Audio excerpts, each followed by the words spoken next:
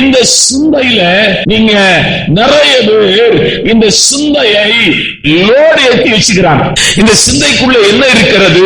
கசப்பு இருக்கிறது. இந்த சிந்தைக்குள்ளே வெறுப்பு இருக்கிறது. இந்த சிந்தைக்குள்ளே பகை இருக்கிறது. இந்த சிந்தைக்குள்ளே மன்னிப்பில்லாத தன்மை இருக்கிறது.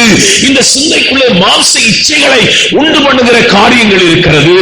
அருமையான விசுவாசிகளுக்குள்ளே விசுவாசிகளை சத்துருவாகிய பிசாசு ஒரு குற்ற மனசாட்சியோடு கூட எப்போதும் வைத்திருப்பான். ஏனென்றால் அவர்கள் சிந்தை புதுப்பிக்கப்படவில்லை, அவருடைய சிந்தை மர்வமாக்கப்படவில்லை, அவருடைய சிந்தை உணர்வடையவில்லை, அவருடைய சிந்தை அருமையான பலனடையவில்லை, அவருடைய சிந்தை ஆவிக்குரிய சிந்தையாய் கட்டப்படவில்லை. இந்த வருஷத்தின் கடைசியில கர்த்தர் உனக்கு செய்ய போகிற பெரிய அற்புதம் என்ன தெரியுமா? உன் சிந்தையை புதுப்பிக்கும்படியாய், உன் சிந்தையை கட்டும்படியாய், உன் சிந்தையை பலனடையும்படியாய், உன் சிந்தையை மாற்றும்படியாய் பரிசுத்த ஆவியானவர் இந்த இடத்திலே விளையாடிக் கொண்டிருக்கிறார்.